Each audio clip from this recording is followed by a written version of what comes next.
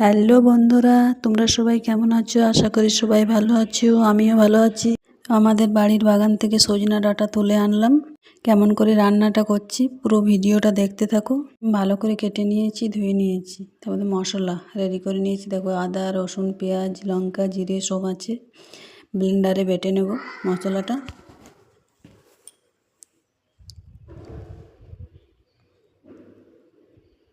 তো একটু স্বাদ আনার জন্য আমি কাজুও নিয়ে নিয়েছি, কাজুটাও বেটে নেব। দেখো, আমার কাজু বাটা রেডি হয়ে গেছে আর মশলাটাও আমার রেডি হয়ে গেছে।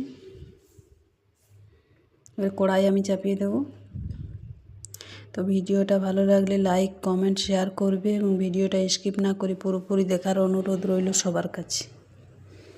তেল দিয়ে দিয়েছি। দেখো, আলুটা এবারে আমি লাল লাল করে ভেজে নেব।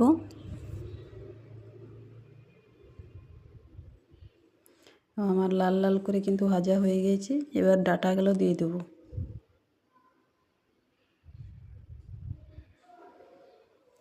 ডাঁটাগুলো ভাজা হয়ে গেছে। এখানে আমি নুন, হলুদ, কাশ্মীরি লঙ্কা, সবজি মশলা সব দিয়ে দিয়েছি। ওইটা তোমাদের সাথে আর শেয়ার করলাম না। মশলাটাও দিয়ে দিচ্ছি। এবার ভালো করে কষে নেব। দেখো, আমার কষানো পুরো কমপ্লিট। তেল ছেড়ে দিয়েছি মশলা থেকে। এবার দেখো, কাজু বাটাটা দিয়ে দিলাম। ওপর থেকে ধনে পাতা দিয়ে দেবো।